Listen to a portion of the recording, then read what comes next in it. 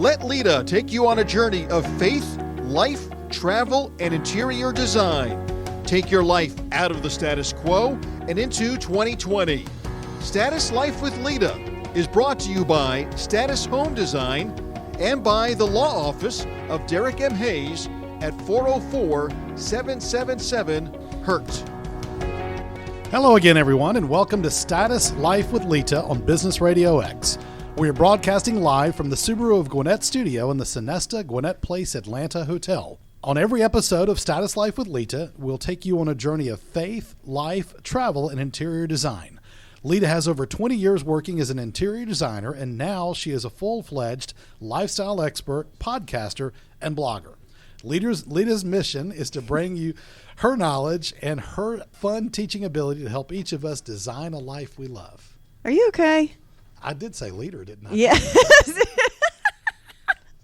said leader. Because I started to laugh. And I'm laughing in the intro. And leader came Hey, out. guys, I'm leader. Hey, leader. Okay, now I can get back on my beginning. Let's go, Mr. Professional. All right, so scratch that. Okay. Lita, Thank not leader. you. My name is Derek Hayes, and it's my pleasure to introduce the star of the show, Lita Brooks. Mm-hmm. Good afternoon, leader. Hi. Good afternoon. I started to laugh. That was leader funny. Came We out. just laughed through that one. Yeah, well, that's all right. That's all right. That'll be on the blooper reel if there is one. Yes, that's a good idea. Well, it would be a very short blooper reel, I think. Well, hi. How are you? Doing well. Coming off the staff Christmas party you had yesterday. We come off a few parties. Well, that yesterday I've was had this phenomenal. season. Last Yeah? weekend you had the Winter Wonderland. You had Santa. You had all kinds of things going on. It's been a season. We're in December right now. I know a lot of people might be listening to this in the future, and that's fine. But as it's being taped right now, we are in the height of the Christmas season, and we are trying to do this the best of our ability with COVID and having to socially distance. But we did make it possible to bring in Santa. I have just a beautiful, beautiful Santa friend, and he came to the store, and we made it happen. We made the magic happen, so all the kids could get to enjoy that without a partition, without glass between them, without Santa having to wear a mask. The choice of the mask. Oh, families could, right. It was up to each family. We did it as a private party, and everyone had the option to socially distance. And then we had the chairs set apart from Santa, but they still were able to get their pictures, and he spent tons of time with each kid. So that was really nice. And Lita always does the parties right. She also had ornament stations for the kids to create ornaments. She had coloring stations, letters to Santa, all kinds of cool things, even the parents. There's a lot that I have learned because I do throw so many events. I throw at least a party a month, and a big one. And event planning, interior design, those two really go hand in hand. You had, decorating and the food and the entertainment and the music, and it's that is a job, and it is something that I think is very fascinating. But now again, I'm in it, so I can kind of throw a party with ease. But, always the moments before, the hairiest, right. Just like an interior design job. The day of install is always, you're very frazzled. You might not sleep the night before. You want everything to go right. It's the same as throwing a very large party. Or the same as the night before trial. Okay, for you. So Derek is an attorney. Yes, if you're listening to this for the first time, this is Derek. He's my sweetie. I will introduce him. He's an attorney. But he sits on this show as the host, and this is Status Life with Lita. So what better way to jump into our life is to put Derek on the show. Exactly. And for today's show, kind of a part two of a prior show, I'm in the hot seat. No, you're not. No. No. Okay, last time you were a little more, I could tell, you guys can't see because this is a podcast, his body language was very kind of closed up. We are on the topic of decluttering and purging. And we have a phenomenal guest. She was with one of this show. Her name is Julie Spencer Rankin. She is coming to us today. She is not in studio as Julie lives in Kentucky, and with COVID and things right now, it is more difficult to travel. But we are very blessed to have her again. Her knowledge is absolutely incredible. Julie is a psychotherapist and a life coach. Julie, are you here with us? I am. Hey, Good afternoon. Welcome back. Hey, Julie, it's good to talk to you again. Thank you. All right, Julie, I told our listeners a little of your credentials, but I know they are much more extensive. I'm going to turn it over to you to tell all of our listeners your expertise, what brings you on the show today. Yes, I am a licensed professional clinical counselor. I'm a psychotherapist in private practice here in the beautiful Bluegrass area of Kentucky. So I do see clients face to face to work on a variety of issues. I am also a life coach, but I have had a passion for all issues related to possessions. I have been studying the psychology of what we have and why we have it for years.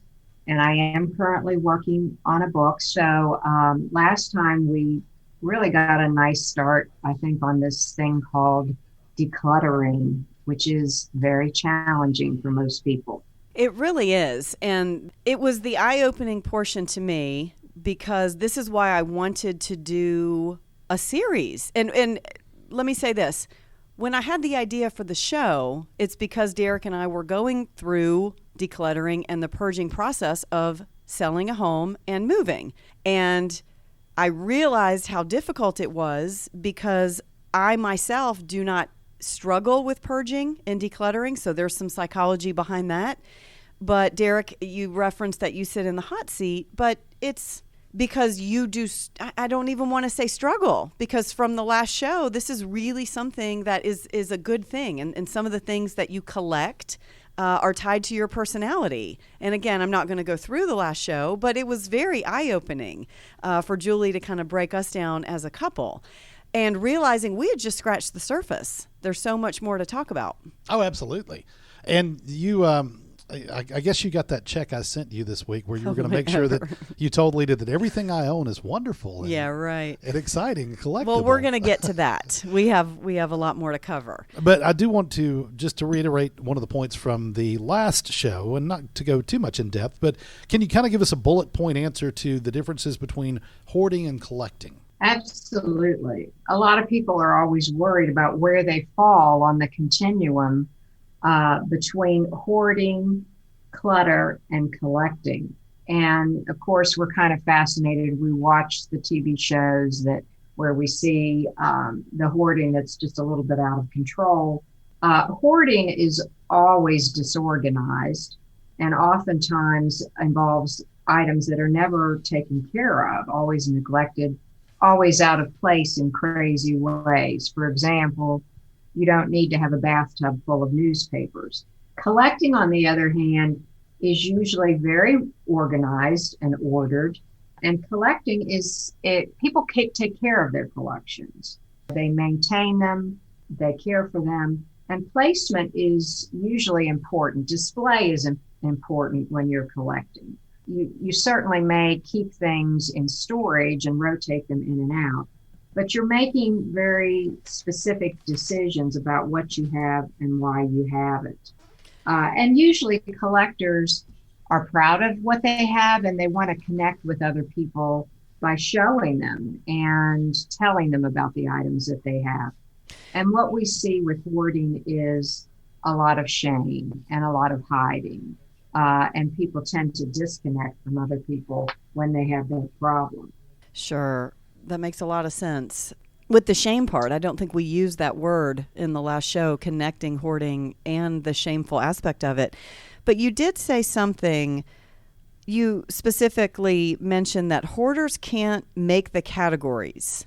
So we had a reference of sweaters, I think, and you said if you gave somebody 30 sweaters and had them try to put these in categories, a collector would be able to organize everything and a hoarder would not be able to. And Derek and I were discussing it, and we wanted to know why. What is the psychology behind the hoarding that they can't organize this in their brain?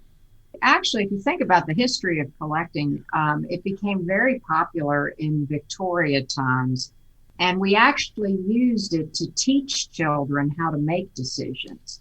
So a lot of collections, in fact, involve things that people start collecting from an early age on, or things that tie back to childhood. But collectors are always making critical distinctions and thus being able to make decisions about well, this is a good item, but this is a really great item. Whereas hoarders, as you said, we were talking last time, can't make those distinctions, including they can't categorize or sort. And now that we've been able to look at the brain with brain scans, we actually understand why. Wow. There is underactivity in a part of the brain called the anterior cingulate cortex, and you don't have to remember that. But hoarders definitely have deficits in brain functioning, meaning the activity is not happening there, the brain is not lighting up in areas that have to do with executive function, focusing, and making decisions, which makes a lot of sense. They also have an imbalance in emotion. And what we say is that collectors love what they have. And I think, Derek, you and I talked last time about some of the things, very special things you collect Sure. that you have and enjoy.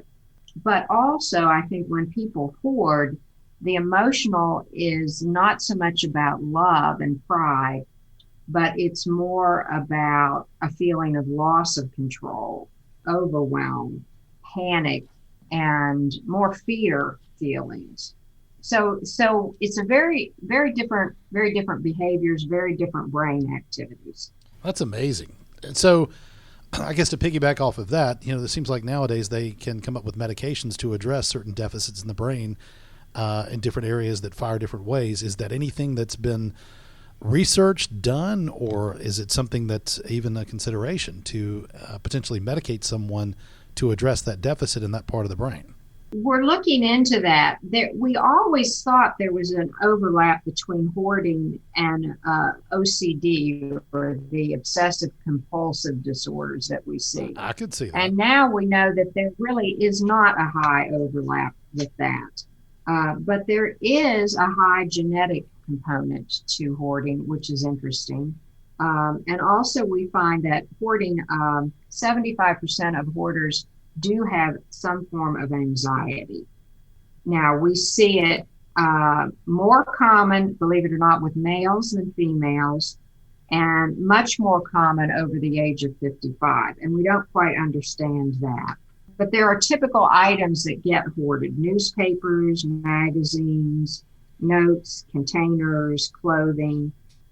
And again, there's this inordinate perceived need and this fear or this panic of I can't let this grocery bag go because I might need it. Now, you and I can look at it and say, well, that's not realistic. You don't really need that bag, and you can get another one if you need it. But there's an inability to make those distinctions. And we do think there's issues related to the glucose movement in the brain. So I think at some point we will know more, and we will be able to medicate more aspects of the dysfunction that's behind this. But it is fascinating. Yeah, it is. No, it really is. I like that, the critical distinctions. That term sits with me when I'm trying to understand the why. I happen to ask why all the time. That's my why. I'm almost like a little kid when I ask that. So nowadays I need to use that phrase when I answer your why. What's a critical distinction? It's a critical distinction, yes. All right. We're going to come off of hoarding and go a little more into the decluttering, purging. And I want to ask Julie, what challenges are associated with decluttering? First off, people have a lot of fears about decluttering. They worry that they won't be up to the task. They've perhaps tried to do it in the past and struggled with it. And of course, if you worry that you're not up to the task, it's very easy to procrastinate, obviously. But they also worry that they won't be able to finish the task. And I think that's an interesting fear because, in fact, decluttering does sometimes take time. It's very important that you prepare mentally and physically for it and have a good space to work in it. Probably the number one fear, though, is that you won't be able to make a decision, or you'll make a bad decision that you will regret something that you release and then wish that you hadn't done so. But another huge block to decluttering are the various forms of negative self-talk that tend to go on in people's heads when they're trying to declutter. And it's really important, I think, to know about these because you'll find yourself doing these in the process of sorting and attempting to discarding. And these are I call them justifiers, but they're basically rationalizations. They're things that you say to yourself that will stop the process. And the number one is the thing that I just mentioned with hoarders, which is that I might need this someday. And we call this the instrumental rationalization, meaning this item could come in handy, so I don't want to let it go. And I think the challenge for bringing items into your life and releasing them easily is to really be in tune with what you want, what you like, and whether an item really enhances your life and adds to it. And then building that muscle of being able to release the things that were not useful. Maybe things that you used once but now have no need for, or maybe things that you never really used, and you don't want to lose it because you feel like, well, maybe I'll use it someday. But in fact, if you haven't used it by now, there's a good chance you won't use it. Sure. Things, too, that you may have in multiples. I think of luggage. How much do you really need? Jackets. I can understand having a few for different seasons, but a coat closet that you can't get into would be too much. Just having everything in excess. But that number one bullet point that you said, I might need this, I know the feeling because I declutter very well and I get rid of it. And then there's I needed it. I got rid of it. That away. And now I have to go spend money. And I'm not a spender. I'm not overly frugal, but I'm not a shopper. I'm not a spender. I'm thrifty to a point.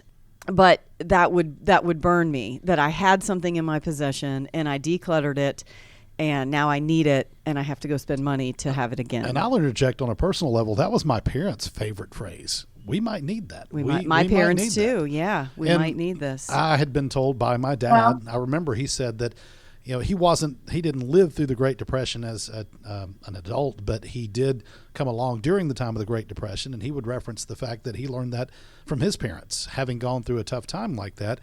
You don't want to get rid of something that at some point down the road you might need. Yes, we are a nation of savers, and you're right. It came out of the Depression and the World War II era. It also comes out of living on the land and the farm background of our country, because you never know what you're going to need. But going back to your true, you might regret letting something go. On the other hand, you have to think about the cost you have of keeping something. And that involves obviously the cost of space, the cost of time in terms of looking for things if you have too many coats in the closet, the cost of maintenance, the psychic cost of having more than you want. Many people talk about that wonderful feeling when you pack a very small bag and you go on a trip and you just kind of make do with a small amount of things. Yes. And how that almost feels freeing to do so. It is. That is a good feeling. I put myself right there. Yeah, that contrasts a lot to that feeling of opening up that closet door and having all that stuff kind of shout at you and you go, oh my heavens, how many coats do I have? Well, in the last show, one of the notes I made, going back through my notes to get ready for today's follow-up, you said when you have something, you said, and I wrote down what you quoted, you said, you don't have what you don't see. And you were relating to that to things that are in storage. So if it's not something that you're going to be using on a daily basis, monthly, weekly basis, whatever it may be, it just sits in storage for months, years, and it stays there. It's in a box or it's hidden. You don't really have that. You're not displaying and enjoying that. Well, did this stick out for you, Derek, as a bullet point? That's why. It was eye-opening, right? And I've got a lot of things that were boxed up or kept away, hidden, so to speak. And so as I was packing to move out of my home, I found a lot of things. Oh, wow, I remember when I bought that. Oh, I remember that. But they were things that were not being displayed. There wasn't space to display or time to have something framed or put in a collector's box, sports memorabilia, those kinds of things. So that's why I wrote it as a bullet point. Yeah, that statement, that you concept. don't have what you don't see. You don't have what you don't see. I have a lecture that I give on using the skills from collecting to apply to your everyday life. And to your point, Derek, collectors will rotate pieces. Also galleries and museums do that. Sure. And the idea is they'll look at things for a certain period of time and then remove them out and enjoy other things. So that's one way to enjoy the things you have if you don't particularly have enough space to look at everything all at one time. That's a great point. That's something that would be helpful. Yeah, absolutely. Another thing that people tend to say to themselves that stops themselves is that it's one of a kind and they feel they won't be able to replace it. Going back to your point of perhaps regretting if you let something go. So, we sometimes have to be kind of tough with ourselves of, is that in fact the case, or does the lack of use and value kind of trump the fact that, yes, there aren't a lot of these, but I'm still not using it, so it still doesn't have a place in my life. Well, I do want to move on to one of the other points that we didn't get to last time completely. We've kind of referenced a little bit today, and that is, what is the process of cleaning out your stuff? You talked about I think a 6-step process. Yes. So I try to get people prepared for this because, first of all, you need to determine when you function best and can do this. So preparing in terms of, if you're a morning person, it's great to work in the morning. If you are not, you may want to schedule it later in the day, but you need enough time to apply to the process. And you need time that when you function at your best. You also need space, in other words, a place to work, which varies due to what you're handling. If you're handling smaller, finer objects, you want to work someplace where they're not going to get lost or you're not going to drop them. On the other hand, if you're cleaning out a garage or a basement and you're dealing with larger objects, you may need a bigger staging space to work with them. Going to that point, you need to make sure the environment you work in for decluttering is comfortable, because you won't stay long if you're working in a garage that's too cold or an attic that's too hot. You want to be in good shape. You want to be rested. You want to make sure your blood sugar is somewhat stable, because you won't be able to make decisions if you're too hungry or too tired. You want to be able to take some breaks and monitor your energy as you go through the process. And that's because the process does take energy from you. And if you aren't aware of that, and or you go too fast, you can get yourself in overwhelm. And a lot of people stop decluttering once they hit that overwhelm place. I really had no idea that there was so much to it. Again, this is for someone like me that doesn't have that challenge, but wow. And Julie, I'm sure you work with people almost on a daily basis that you have to go through that portion of the checklist with. I don't know. Derek, would you need that specific of a checklist? Probably. Yeah. I like to map out a plan to do anything. In my practice of law, if I'm going to respond to a motion, for example, I'll lay everything out on the table and categorize my cases that I'm going to cite in order. So I can understand mapping out a plan prior to getting started. Right, especially something that's going to be difficult. Yeah, that's the eye-opening part. And I can only imagine how many people listening right now, because I have so many friends that, oh my gosh, that's my husband, that's my mother, or that's my daughter, right? I mean, this relates to everyone. Yeah, it's time. It's like you said, mental, it's physical, it's analyzing everything. It's being able to kind of, I guess, categorize. We've used that phrase. Mm-hmm, absolutely. And know what's the best step to start. But you referenced, we talked before the show about a specific example of a garage being just full and someone trying to deal with. Well, it was just, it's some friends, and it's a married couple, and one is extremely neat and tidy and just immaculate, and the other one keeps their spaces designated spaces in the home, the garage, the car, just different areas of their home in complete disarray. But it is organized disarray in that person's mind. So when she goes in to try to straighten it, he gets very upset. Even though it looks to her like a complete mess, he knows where everything is, and in his mind it's very organized. But it's a big source of contention. They argue about it a lot. She's frustrated about it a lot. And likewise, he's tired of her arguing. So again, this decluttering and purging, I could see what Julie just mapped out as the beginning. He needs to be rested. He needs to eat something, that kind of thing. Mm-hmm. I'm going to have this couple go listen to this podcast and say, okay, not no together. names, not right? Together. No, I'm going to mention any names, but maybe you guys should go listen to my show to show him what to do to be ready to clean out that garage. But I'm going to move forward because, Julie, that is all the stuff to lay out the groundwork to even begin the process. Now, once you begin, you create a mission statement, correct? And I'm going to let you continue from there because number one, you create a mission statement on what would that be? The purpose, what you want to achieve by the decluttering?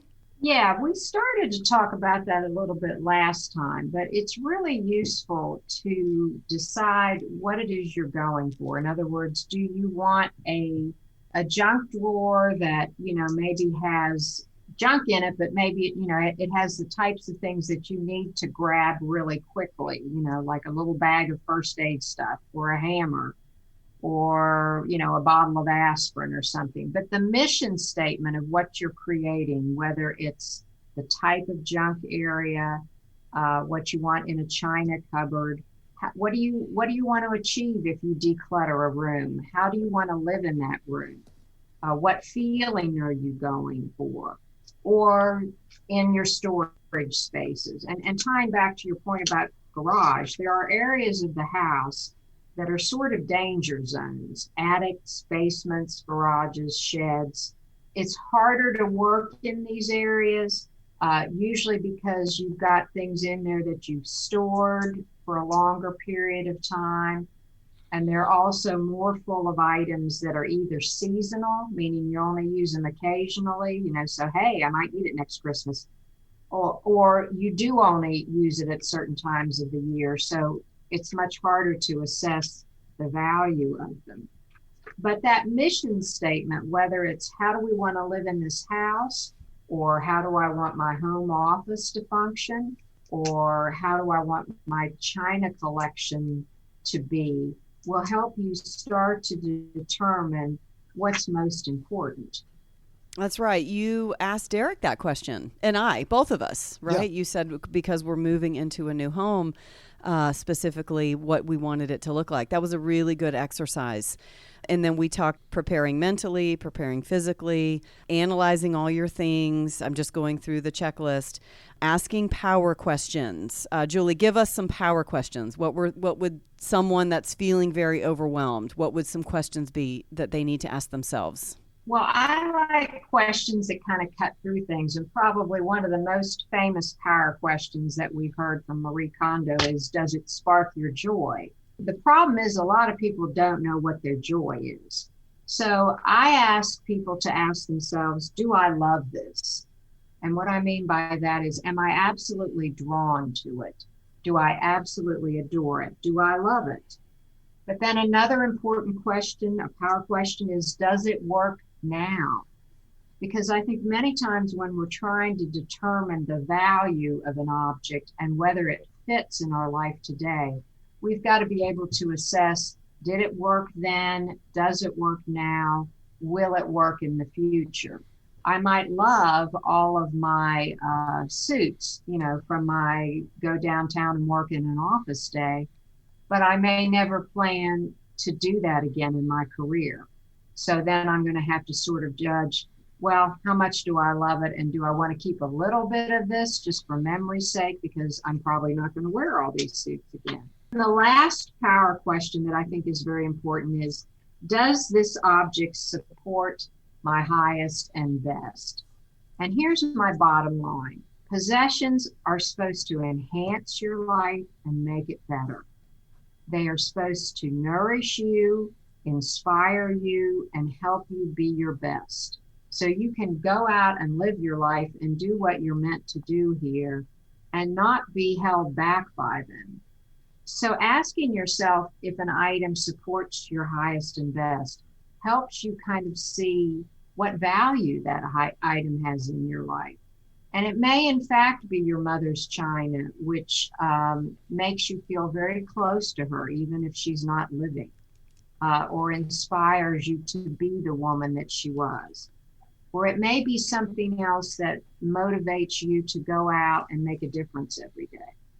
Right. But I think determining if you love it, if it works, and how it adds value to your life will help you make that tough decision about what value it does provide for you.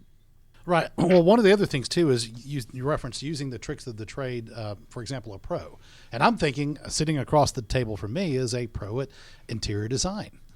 And sure. so and I've been asked, many times to come in and help someone. Not having this specific checklist from a psychologist, I think this is going to transform what I do. Absolutely. I come in with a design perspective, and I'm looking at things.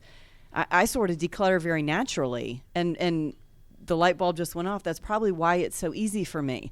I have this edit button, but I get paid to do this for other people. You do. That's part of my career. Yeah, what I would say is because we have our possessions, and then we have how we keep them. And you as an interior designer, Lita, you're constantly thinking that where are they going to go? How are they going to look? So that naturally helps you edit or simplify what's there. But someone who's not geared to think that way, is kind of back at square one. Tricks, though, Derek, include separating things in thirds and putting the third that you like the most, the third that you like the least, and then everything else in the middle. And then you can keep what you like the most. You can delete the stuff at the bottom, and then you can look in the middle and just choose in that. Well, that's an interesting exercise. I can imagine doing that with a lot of things. I know. I'm thinking, why didn't we know that when we just boxed up your whole house? Well, we since it is Christmas time, we'll be kind of consolidating Christmas decorations between your home and mine, and we can divide them into thirds. Sounds great.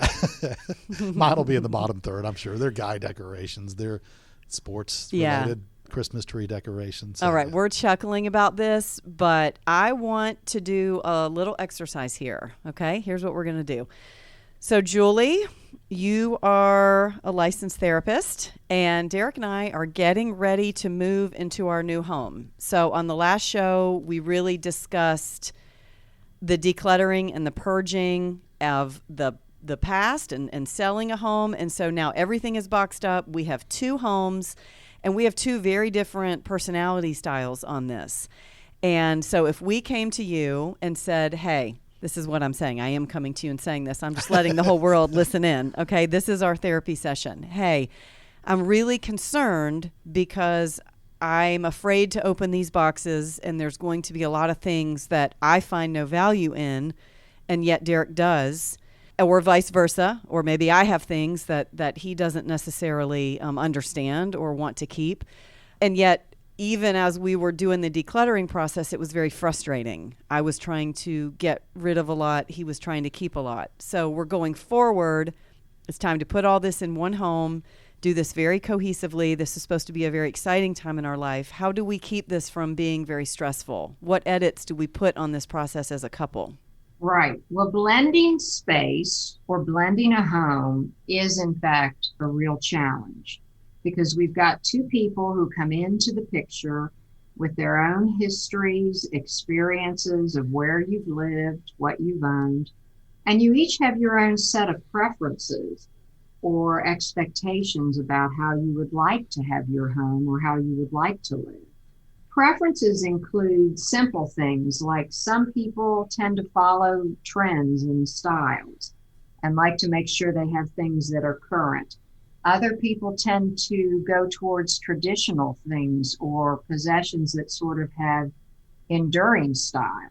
Some people like to be surrounded by a lot, and they feel like they actually feel richer if they have a lot of things that they can visually look at. Other people get overwhelmed by that and feel that if there's too much around, they feel crowded. So one of the things I have to do with couples is kind of run them through some assessments to sort of help you figure out your own styles or preferences of both what you like to have and how you like to have it. Because I think having the awareness of it in yourself first can then allow you to communicate with your partner and eventually negotiate what you're going to do and how you're going to do it. Now, I'm going to assume the big decision has been made. You've picked your property, your home, your style, and your size of it, but you've still got to negotiate the interior space and what goes in it. And the concept I use is territories, which are spaces that allow you to use your things and store them. So territories can be set up in different ways.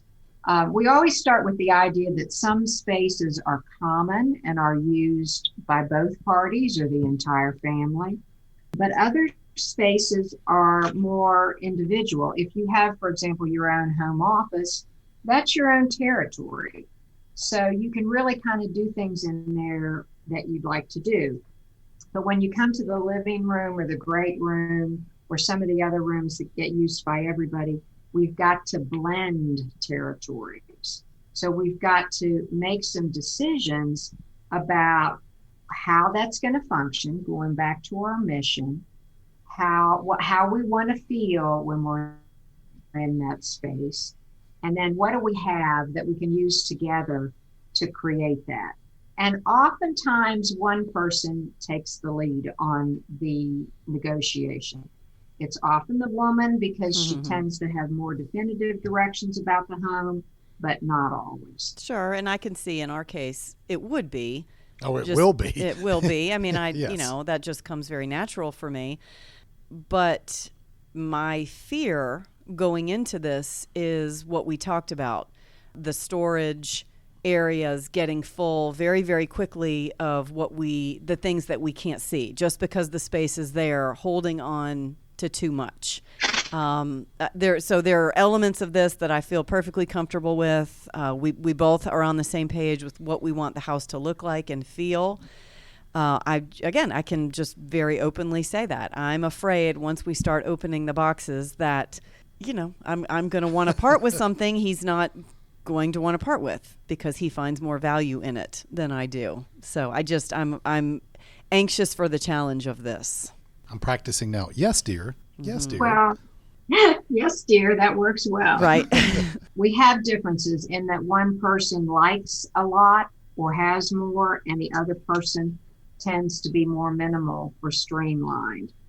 The other classic difference is in neatness. One person may be inherently neater and more organized, and the other person may be a little more disorganized or kind of just like routing through a closet or a door. And for them, it's an adventure to find something. But for a person who's organized, it's not an adventure to have to go through a bunch of junk.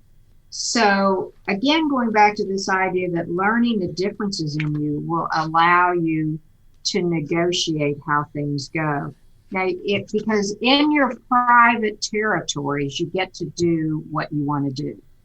So what I would say, Lita, is if Derek has a closet and it's full of tons of clothes and it's not organized the way you would like it, that's his closet. He gets to do that. Ooh. But he may not. I'm sorry, can you repeat that, please? Yikes. Let me record that as my ringtone. Okay. Well, and it's kind of why shared closets don't work, quite honestly. But at the same time, if you have a drawer of kitchen utensils that you both use, and one guy doesn't want it to be like an adventure to pull it out and try to figure out what's in there, then you've got to compromise somehow. I will say this, our new home, we have his and hers walk-in closets in the master bedroom. And even better than that, we have his and hers master bathrooms. It's the most unique home ever. So I have my own Fabulous. bathroom and my own closet, walk-in Yes. closet, as does she. Yeah. So That's nice. my master bedroom closet and my master bedroom bathroom, I heard you say that's my territory, right? Right. That is. Yes. That is. That's your territory. It'll be decorated with all kinds of sports memorabilia. No, and that's all I keep thinking about is the basement, and that it's just going to be overrun, and that's going to have to be your territory, but yet it's shared space. Yes. And I just, he's got this overwhelming passion and affinity for his college, and I don't understand it. Well, I sports in didn't general. go there. I don't care. Like, none of this is even remotely relevant to me, and yet we probably have an entire storage unit that has to fit in the house somewhere. That scares me. There's also art. See, we talked about it last time. We did. I do collect art. But it's not anything I would ever put in the house. Okay. See? Julie, help. Weigh in here, please. Give us some guidance. We talked a little bit last time about identity. What we have is tied to who we are.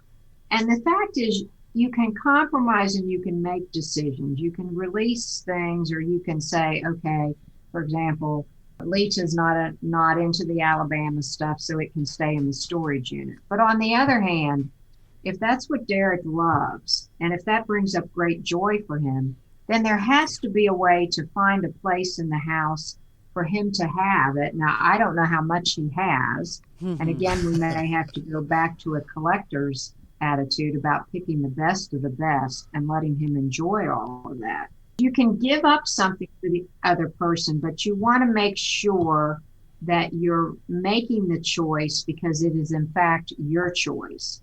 You don't want to just give up something, or for that matter, buy something that the other person wants and give in, because those are the kind of decisions that down the road people start to regret and or kind of have resentments about. Sure, it can create all kinds of friction. I don't want that, and that's the fear part. And I saw it even when we were packing up and going through the decluttering process and realizing, wow, there's a lot here. And even digging in 2 shows, we could probably do 5 more. There's just absolutely. so much great content here to learn.